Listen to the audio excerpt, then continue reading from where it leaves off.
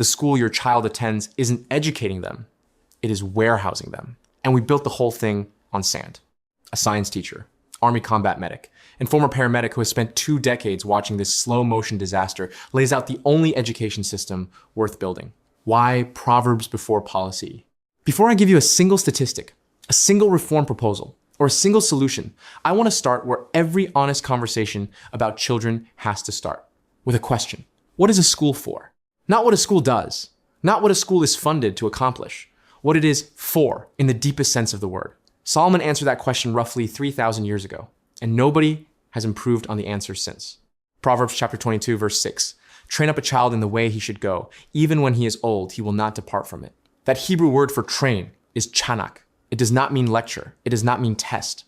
It does not mean sit a child in a desk for 6 hours, fill their head with disconnected information, stamp a number on their forehead, and call it an education.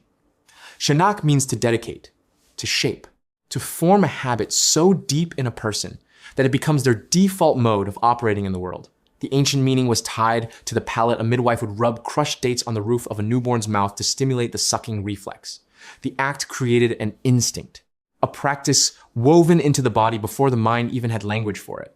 That is what education is supposed to do, not fill, shape. And then Proverbs chapter 1, verse 7 tells you what the shape has to be built around. The fear of the Lord is the beginning of wisdom. Fools despise wisdom and instruction. You want to debate the theology? Fine.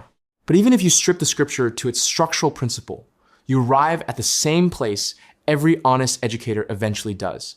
Wisdom begins with accepting that there's something larger than your own feelings, your own preferences, and your own comfort. Reality, standards, objective truth. The current American education system is built on the exact opposite premise. It tells children that their feelings are the measure of everything that standards exist to serve students, not to prepare them.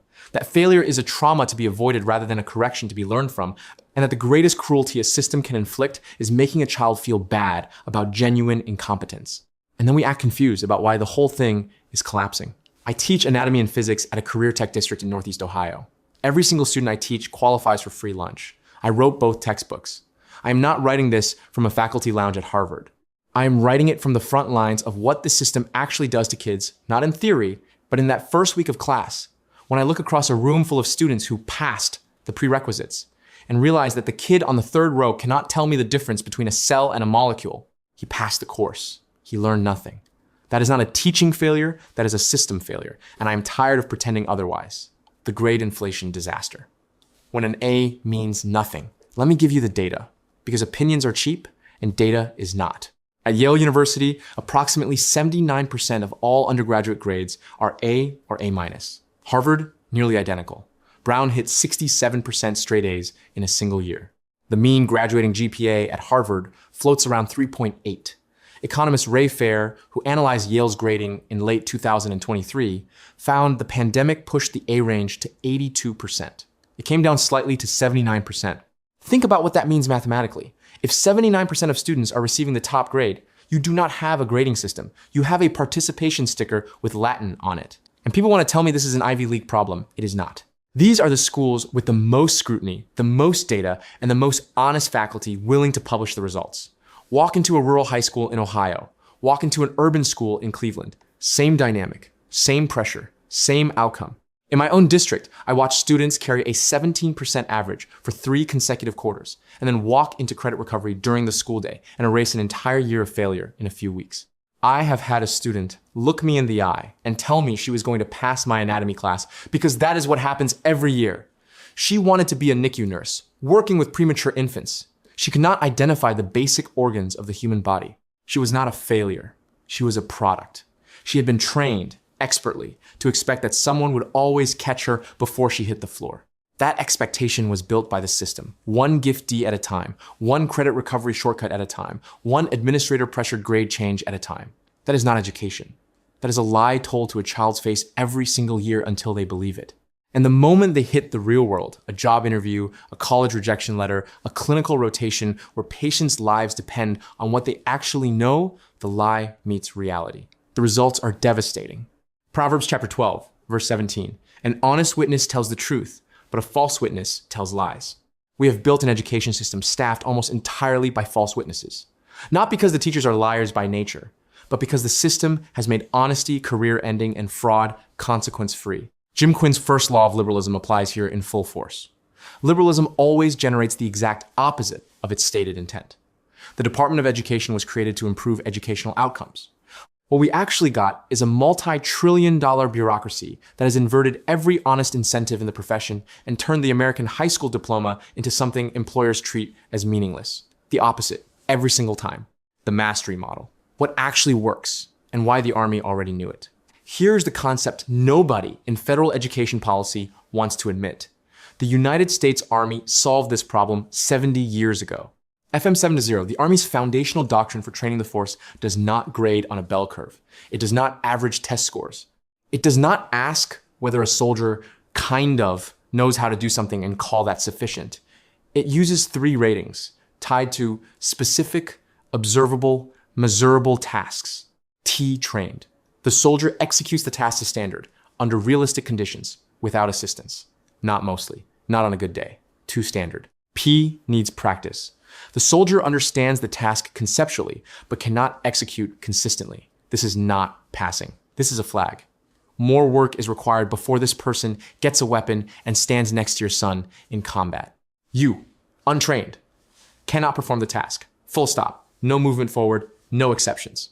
These ratings are tied to a unit's Mission Essential Task List, the METL.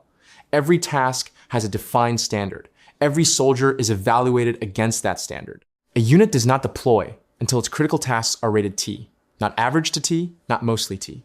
The military, an institution responsible for sending human beings into life or death situations, refuses to advance someone who is rated P or U on a critical task, because they understand something that our school system has systematically unlearned. Partial competence in a load-bearing skill is not competence.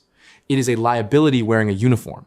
In the system I am proposing, every course is built around mastery goals, rather than content standards. A mastery goal is exactly what it sounds like, a specific, observable, measurable demonstration that a student can perform a defined skill to a defined standard. Not understanding the skill, not exposure to the skill, performance, demonstrated, repeatable. Content standards tell teachers what to cover. Mastery goals tell teachers what students must be able to do. These are not the same thing. We have spent 40 years covering content. It is time to start building competence. Teachers build their curriculum around pathways-specific instructional sequences designed to lead students from where they are to the mastery goal. Different pathways can reach the same goal because students learn differently and teachers teach differently. But the goal does not move. The standard does not change based on feelings. A student demonstrates mastery, or they do not. And here's the part that makes this different from every soft-edged mastery learning experiment that has been quietly abandoned. A student must pass both a classroom grade and a trimester mastery test to advance. The grade tells you how they performed across the instructional period. The mastery test tells you whether they can actually do the thing when it counts. One without the other is incomplete information. Think of it exactly like a military qualification range. You can score brilliantly in weapons training class and still fail to qualify on the live fire range. Both matter. One is the preparation. One is the proof. You need both. No exceptions. The trimester mastery test is the state assessment, administered at the end of each trimester, not graded pass or fail, not used to rank students against each other. Used to verify that demonstrated mastery is real, that it holds up under independent evaluation, and that the transcript reflects something genuine. The state sees the data not to punish schools, but to identify where the system is failing and apply resources before another generation is lost. The level system, replacing grades with actual information. Every subject, math, science, writing, history, government, psychology, a career field, a trade, runs on a level system. The level number tells you exactly how many trimesters of sequential mastered coursework a student has completed in that subject. Not averaged, not estimated, completed, and verified. Math level 1 means the student has demonstrated mastery of 1 trimester of foundational mathematics. Math level 12 means 12 trimesters, 4 years of sequential math, every level earned, none gifted. Math level 20 means this student has worked through 20 trimesters of mathematics and proven competency at each step. You do not need a decoder ring. You do not need to call the high school counselor and ask what the grading culture was like at that particular school. The level is the credential. A student's diploma is not a pass-fail document. It is a record, a complete public accounting of exactly which levels they achieved in which pathways. No minimum level required to graduate, but plenty of minimum levels required to enter specific courses, programs, and career paths. Want to take physics? You need math level 6 minimum, because physics without algebra is theater, not science. Want to enter the nursing program at a community college? The college publishes its requirements: writing level 10, biology level 6, chemistry level 4, math level 8. Transparent, published, achievable. Want to apply for an electrician's apprenticeship? They want to see math level 8 and physical science level 4. Want to be a diesel mechanic? Physics level 3, math level 6, and diesel tech level 4 from the career tech pathway. The levels exist across every pathway: academic, technical, and skilled trade. Here's the beauty of the system as a skill tree. Students do not just move linearly up one column. They branch. A student at math level 14 can simultaneously begin physics level 1, chemistry level 1, and statistics level 1 because all three build on the math foundation already established. A student who reaches biology level 5 can branch into anatomy, ecology, or microbiology, depending on pathway and interests. Students who do not have base minimum levels in core areas by the time they start high school are shifted into an intensive remediation and job skills pathway, not as a punishment, as an honest conversation. Here is where you are. Here is what you need. Here is the fastest, honest path to economic self-sufficiency. Non-skilled labor training is a legitimate pathway. It has more dignity than a fraudulent diploma. Online school for high school is not allowed in this model. Full stop. High school students do not learn from asynchronous video modules and untimed retakes. They learn from teachers who can read the room, adjust instruction, and catch the moment when something clicks or does not. You cannot replicate that on a screen. We tried. We have the data. No. The bell curve and mastery. How both live in the same system. This is where most education reformers trip over themselves because they think mastery learning and bell curve grading are in conflict. They are not. They operate at different levels of the system, and understanding the difference is everything. Bell curve grading describes the distribution of performance within a trimester. Mastery standards describe the threshold required to advance. These answer different questions. The bell curve question is, how did students perform relative to each other during this instructional period? In an honest classroom with an honest assessment, you will get a natural distribution. Some students grasp the material quickly and deeply. Most were in the middle. Some struggled. That distribution tells a teacher something true about the effectiveness of instruction, the preparation of students, and the difficulty of the material. It is data. It is not a punishment. The mastery question is, did this student meet the defined threshold? A student who scores in the middle of the bell curve might still pass the mastery test. A student at the top has almost certainly passed. A student at the bottom probably has not, but probably is why we have the mastery test. The two systems work together like this. The trimester grade, shaped by an honest bell curve distribution, gives you the instructional picture. The mastery test gives you the readiness verdict. A student needs both. A student who performs well on the classroom curve but fails the mastery test is not ready. A student who barely passes the classroom grade but somehow passes the mastery test needs a second look because something in that classroom picture was inaccurate. The requirement for a mandated honest grade distribution, roughly 10% A range, 20% B, 40% C, 20% D, 10% F, eliminates grade inflation at its source. When teachers are required to produce a distribution that reflects actual variance in performance, there's no longer an incentive to give everyone an A. The A means something again, because not everyone gets one. And the student at the D level, they get honest feedback. You are not ready for the next level. That is not a life sentence. That is a map. Here is where you are. Here is what you need to work on. Here is what the next trimester's targeted instruction is going to look like. Proverbs chapter 27, verse 17. As iron sharpens iron, so one person sharpens another. The bell curve is the sharpening. Every student measured honestly against their actual peers makes the grade mean something. The tiered school structure. Because one size fits no one. Right now, we take every student, the one who reads 3 grade levels ahead and the one who cannot decode basic sentences, and put them in the same room and act surprised when one is bored out of their mind and the other is lost before the first unit is over. The tiered structure fixes this. Not permanently, not punitively, dynamically. Picture college athletics. Division 1, 2, and 3. Nobody pretends Alabama and a small Division 3 program are running the same program. The divisions reflect where programs actually are, and programs can move between them based on actual performance. Division 1 schools serve students who have demonstrated readiness for college preparatory rigor. The curriculum is demanding, the pace is faster, the expectations are high. Dual enrollment, advanced coursework, preparation for competitive universities. These students are not coddled, they are challenged. Division 2 schools serve the capable middle, students performing at or near appropriate level, building towards state universities, solid career paths, and community college credentials, real instruction, real expectations, real results. Division 3 schools are the career technical education centerpiece. This is not a consolation prize. This is where the trades, healthcare support, IT, culinary, automotive, diesel, construction, and 100 other skilled fields are developed. An electrician making six figures does not need a college diploma. A diesel mechanic keeping the commercial freight network running needs applied physics mastery, not a liberal arts elective. We have spent 30 years telling students these careers were beneath them. We can see the results in every skilled labor shortage in the country. Division 4 is intensive intervention for students who have significant gaps and need smaller class sizes, specialized instruction, and focused foundational work before they are ready for Division 2 or 3 programming. Students move. That is the critical piece.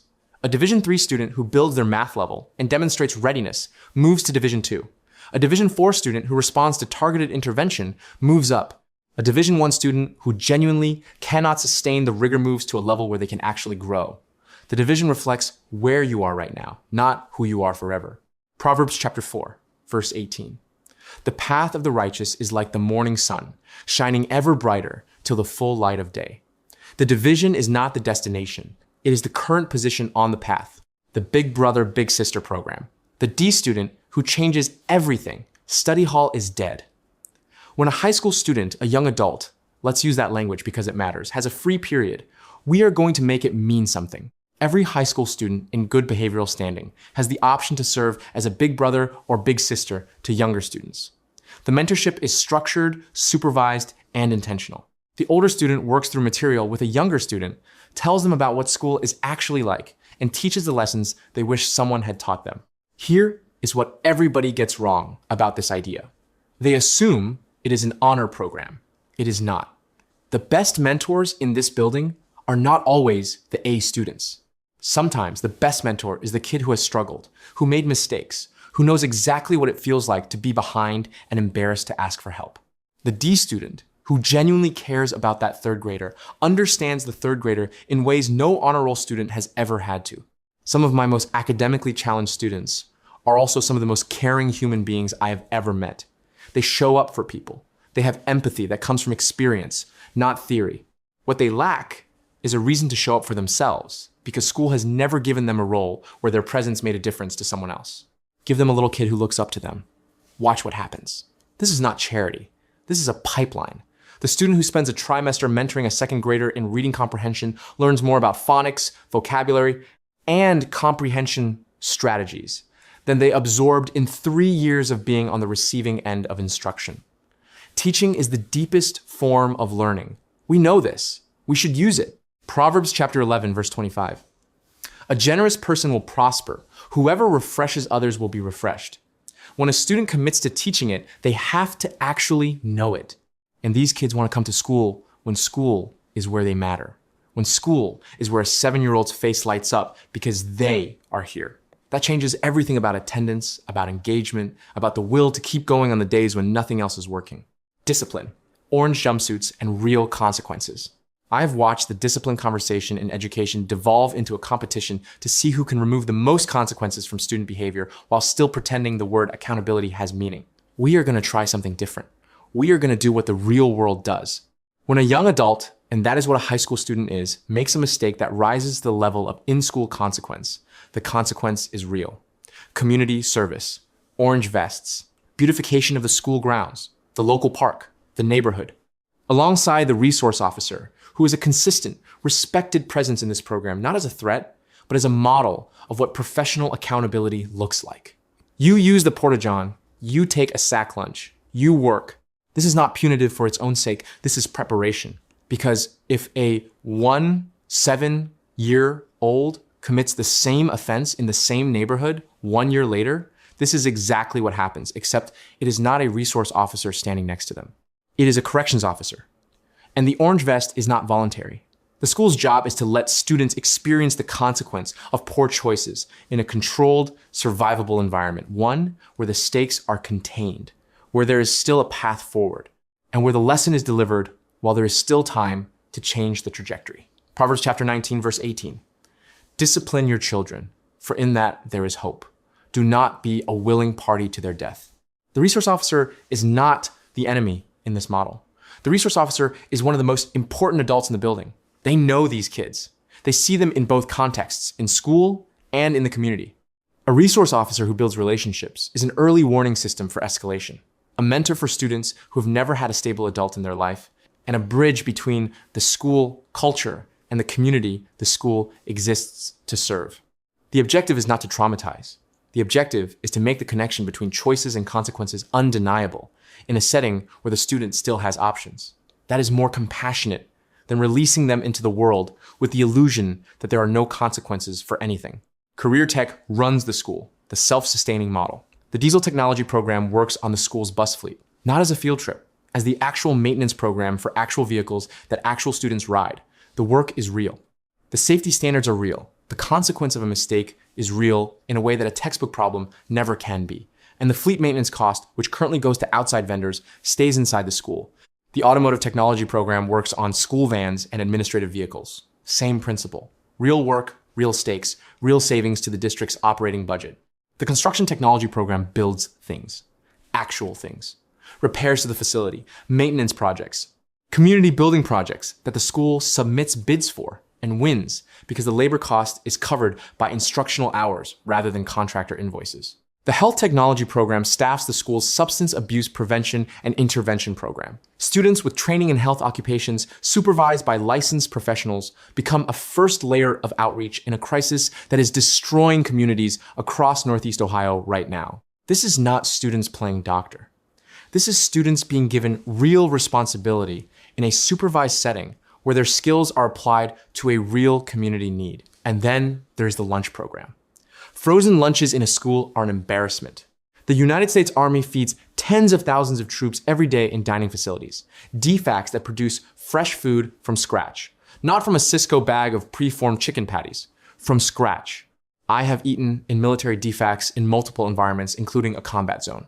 I can tell you that the quality, the nutrition, and the respect for the people eating that food is higher than almost anything I have seen in an American school cafeteria. Our schools are feeding children developing human beings whose brains require consistent, quality nutrition to learn frozen processed food that would embarrass a mid-grade fast food restaurant.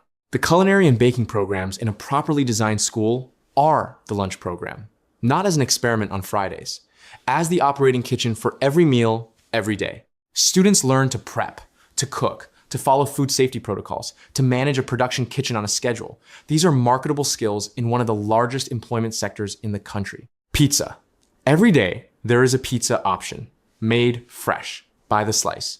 You know what it takes to make a school pizza? A commercial salamander, quality ingredients, and students who have been taught the basics. Pizza by the slice is cheap to produce, loved universally by students, and a perfect daily production task for a culinary program learning portion control, consistency, and time management. The quality of school lunch affects academic performance in ways that are documented, replicated, and studiously ignored by districts locked into food service contracts. Feed them like they matter, because they do. The Career Tech programs collectively reduce the school's operating costs, provide real-world training, generate community goodwill, and produce students with demonstrable skills that employers can evaluate without a translator. The school is not just a building where learning happens. The school becomes a functioning economic entity that serves its community in measurable, practical ways. What colleges and employers do with this. A college receives a transcript that looks nothing like what they are currently wading through. No GPA, a level list, math level 14, writing level 11, biology level 8, chemistry level 5, physics level 4, culinary arts level 6, history level 7, government level 4, psychology level 3. Every admissions officer knows instantly. This student has worked through 14 trimesters of sequential mathematics and demonstrated mastery at each level. This is verifiable. This is consistent across every school in the state using the system because the standards are the same and the state assessment is the same. A math level 14 from a rural district in Ohio and a math level 14 from a suburban district in Columbus mean the same thing. Colleges publish their course and major requirements in levels. Engineering, math, level 16, minimum. Physics, level 6. Chemistry, level 5. Nursing, biology, level 6. Chemistry, level 4. Math, level 8. Writing, level 10. English lit, writing, level 14. History, level 8. Transparent, published, consistent.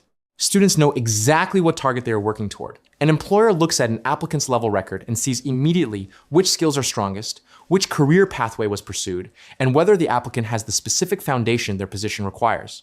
None of them care what your GPA was.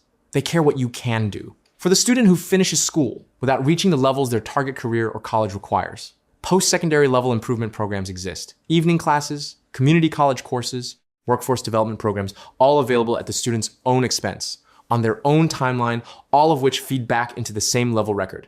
You never stop being able to improve the transcript. You just have to do it on real terms. The communist goals and the Department of Education. On January 10, 1963, Congressman Albert Herlong read into the congressional record a list of 45 communist goals for America. Goal number 17 reads, get control of the schools. Use them as transmission belts for socialism and current communist propaganda. Soften the curriculum. I am not calling any individual a communist. I am pointing at a mechanism. When a federal agency tells local districts what curriculum to implement, what social frameworks to adopt in classrooms, what diversity mandates to enforce, and withholds funding from schools that resist compliance, the mechanism of Goal 17 is operational. Whatever you call it. The Constitution mentions education exactly 0 times. The 10th Amendment reserves undelegated powers to the states and to the people. Education was never a federal function, not by oversight, by design. The Department of Education was created in 1979. Before it existed, American students competed internationally at a level we have not matched since. We have spent 46 years and trillions of dollars proving that federal involvement in local education produces the same outcome every federal expansion produces. More bureaucracy, more mandates, more money consumed by compliance, and less of anything resembling actual learning. Quinn's 25th Law. Liberals are great at giving away other people's money, specifically yours. Specifically to a department that has produced the exact opposite of what it promised and will demand more funding to address the failures it caused. Return education to the states. Return it to the districts. Return it to the teachers who are actually in the room. A final word from someone who lives this. I have published 2 textbooks. I taught both courses. I spent 23 years as an Army combat medic. I worked as a civilian paramedic in Cleveland. I now teach in one of the highest need districts in Northeast Ohio, where every student qualifies for free lunch, and where the public schools, by and large, gave up on these kids long before they arrived at my door. I do not write this from theoretical detachment. I write it because I have watched, in real time, what happens to a child who was lied to by a system that was supposed to prepare them for a world that does not lie. The world does not give gifties. The world does not offer credit recovery for bad decisions. The world does not round up your performance to the nearest passing grade because your parent complained to an administrator. The world says, can you do this or can you not? And it does not ask twice. Proverbs chapter 24, verses 3-4. By wisdom, a house is built, and through understanding, it is established. Through knowledge, its rooms are filled with rare and beautiful treasures. We are building schools on sand and calling it a foundation. We are handing children fraudulent credentials and calling it compassion. We are producing a generation that has never been honestly evaluated, never experienced the consequence of genuine failure in a safe environment, and never been given the dignity of a real standard to meet. Build a house on rock. Hold a standard. Tell the truth. It is the kindest thing we can do. But what do I know? I am only a science teacher who wrote his own textbooks.